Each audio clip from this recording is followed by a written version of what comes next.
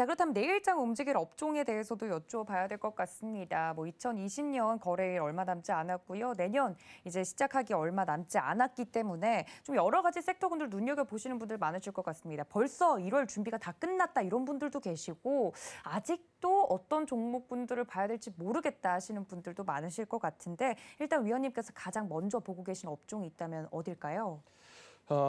지금 이제 아마 우리 시청자분들 고민이 이걸 겁니다. 첫 번째는 뭐냐면 네. IT주 얘기를 많이 하는데 8, 9, 10월 조정 받을 때 못 샀으면 사실 지금 가격대 사기 어렵다는 건 충분히 이해합니다. 왜냐하면 삼성전자를 5만 원대 못 샀는데 지금 거의 8만 원 붙어 있는 다 돼가는 가격에 살 수 있냐 못 삽니다.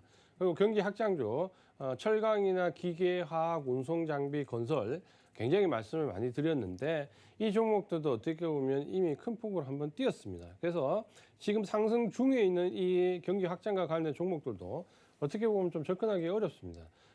소비재를 사려고 하니까 소비재는 아직 꿈틀거릴 정도지 주도 섹터 완전히 들어왔지는 않거든요. 이게 모아가야 되는 입장이고 그러다 보니까 내 종목이 주도 섹터가 아닌데 주도 섹터로 교체하고 싶은데 뭘로 교체해야 될지 모르겠다라는 거예요. 네. 이제 오늘은 그런 분들한테 한 가지 대안을 드릴 수 있는 업종을 말씀드리려고 하는데 오늘 말씀드릴 업종이 바로 이 운송 장비 업종입니다. 운송 장비 업종은 어떻게 보면 이전에 굉장히 큰 폭으로 한번 뛰었기 때문에 지금 너무 많이 올라 있지 않을까라는 생각을 하실 수 있는데 물론 이제 큰 폭으로 뛰긴 했지만 운송 장비 업종은 거의 지금 한 달여 정도로 기간 조정을 계속 거치고 있습니다.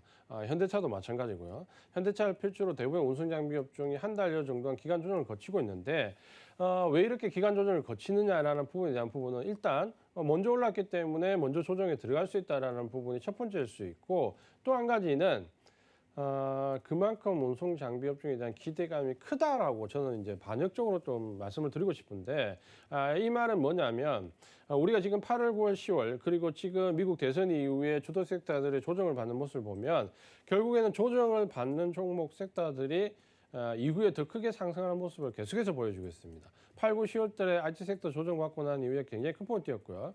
IT 섹터 중에서 삼성전기가 가장 먼저 조정에 들어갔는데 오늘 가장 큰 폭으로 먼저 치고 나왔습니다. 그러니까 이 부분들 뭐냐면 결국에는 지금 현재 외국인의 수급은 개인과 기관 간의 물량을 프로그램을 비롯해서 계속해서 주고받는 와중에 외국인들이 그 사이에서 이렇게 보시면 되는 거예요. 좀 굉장히 좀 제가 쉽게 설명해 드리면 여기 외국인이 있고 여기 기관이 있으면 물량을 계속해서 서로 주고받습니다. 외국인이 중간에 서 있는데 외국인은 주고받는 물량을 쳐다보면서 사고 싶은 물량만 중간에 캐치하는 거죠. 캐치 이렇게 하면서 조정을 유발하면서 사고 싶은 종목만 사 들어가는데 운송장비 업종은 그중에 하나라고 보시면 됩니다. 그러면 운송장비 업종이 왜 내년도에 기대감을 가지고 있냐라는 부분은 2차 전지와 밀접한 연관이 있습니다. 뭐냐면 2차 전지가 우리가 섹터가 대부분의 올해 주도 섹터 중이었고 작년에 5G가 주도 섹터였다면 올해는 2차 전지가 주도 섹터인데 가장 큰 이유가 전기차죠.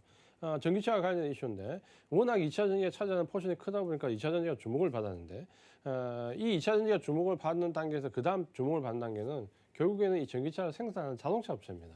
결국에는 자동차 업체가 주목을 받을 수밖에 없는데 현대차는 어떻게 보면 이 수소차에 먼저 접근하면서 초반에 좀 실수를 겪었지만 지금은 오히려 그 부분이 병이 약이 되는 형국이죠. 왜냐하면 수소차와 관련된 노하우와 전기차와 관련된 노하우를 어느 정도 접목시키면서 갈 수 있는 하나의 계기가 되었다는 거죠. 그런 점에서 현대차는 아마도 다음 차세대 전기차나 스마트카와 관련된 부분에서는 글로벌 업체와 어깨를 나란히 나란히 할 수 있는 충분한 주목을 받을 수 있는 위치에 들어와 있습니다. 수소차 때문에.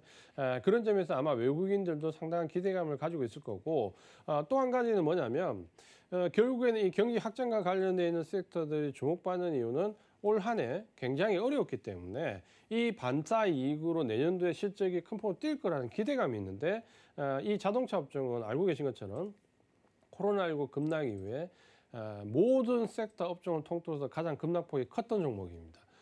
우리가 알고 있는 여행 항공보다도 자동차가 급락폭이 더 컸습니다. 왜냐하면 이 셧다운 공포가 반영이 됐기 때문인데 결국에는 그걸 반증으로 얘기를 하면 가장 하락폭이 컸기 때문에 내년도에 경제 성장률이 올라갈 때 가장 상승폭이 클 수 있다라는 역의관계로 성립을 할 수가 있습니다. 항상 이런 부분들이 주가에 항상 반영되는 논리인데 그런 부분들을 보신다면 내년도에 경제 성장률이 올라갈 때 저는 자동차 업종에 상당한 주목을 좀 받을 거라고 예상을 하고 있습니다. 네. 여기에 코로나19와 관련되어 있는 실적에 반영되는 부분, 여기에 관련되어 있는 부분에 수소차나 전기차 관련된 이슈가 더해진다면 펀더멘탈과 이슈가 결합되는 하나의 업종이 될 수 있거든요. 보통 우리가 업종의 상승 파급력이 굉장히 올라갈 때는 펀더멘탈에 대한 개선과 거기에 맞춰지는 이슈가 있어야 되는데 운송장비 업종은 이 두 가지가 딱 맞아 떨어집니다. 그렇게 본다면 네. 제가 봤을 때는 외국인들이 충분히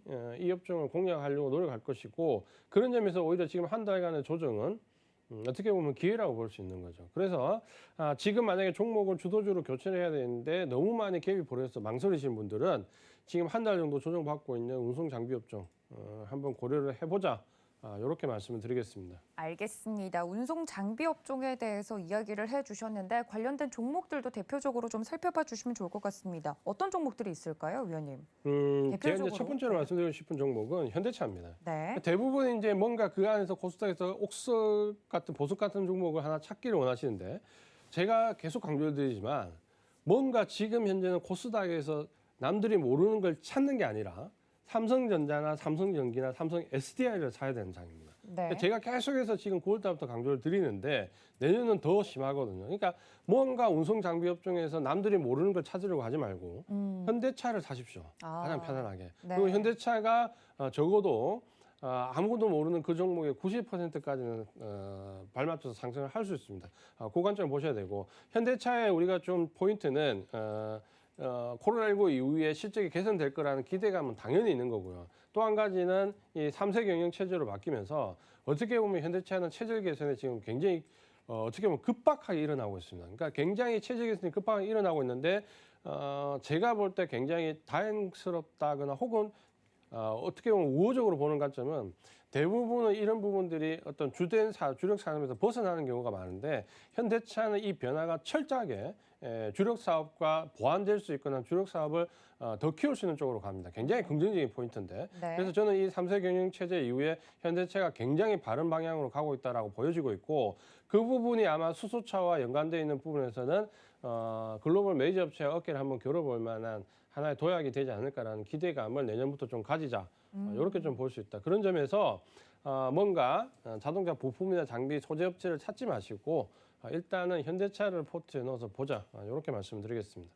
알겠습니다. 너무 멀리서 종목을 찾을 필요가 없다는 말씀이 좀 와닿는데요. 현대차 이번 2020년도에 들어서 굉장히 상승을 가파르게 해왔던 종목이기 때문에 저는 개인적으로도 현대차도 좀 부담스럽지 않나라는 생각을 했는데 충분히 현대차 같은 경우도 가격 메리트 같은 경우 미래 가치를 생각했을 때 아직도 남아있는 편이다라고 말씀을 드렸습니다. 현대차 오늘 0.5% 강보합권에서 마감이 되면서 19만 원 선에 안착을 했는데요. 관련된 종목에 대해서 좀 현대차 계속 투자해도 될지 신규 진입 가능할지 궁금하셨던 분들은 참고 부탁드립니다.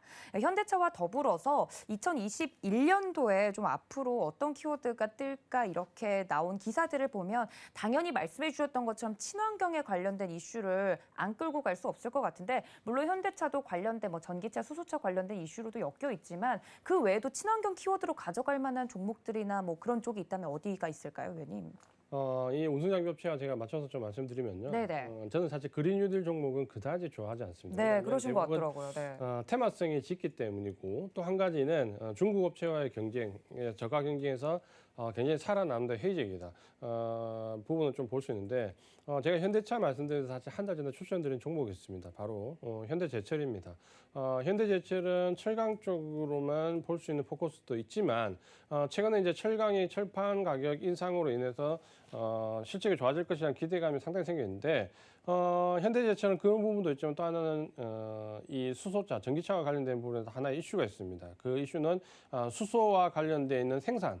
달고 계시죠. 철강은 생산할 때 수소가 부스로 생깁니다. 그런 부분들을 수소 연료로 활용하는 부분, 그 다음에 수소 인프라 구축을 위해서 수소 충전소와 관련되어 있는 부분, 또 한 가지는 이 현대제철만의 가장 큰 특징인데 이 전기차와 관련되어 있는 제가 강조드렸던 프레임, 결국에는 얼마만큼 경량화 프레임을 만들 수 있냐는 부분인데 현대차가 전략적으로 이 현대제철의 그런 부분들을 지금 전폭적으로 지원하면서 제품이 어느 정도 가시화되고 있습니다. 이제 그런 부분들을 보신다면 아마 이 관련돼 있는 부분, 친환경 관련된 부분에서 현대차와 함께 현대제철도 주목을 좀 해보자 이렇게 말씀을 드리겠습니다.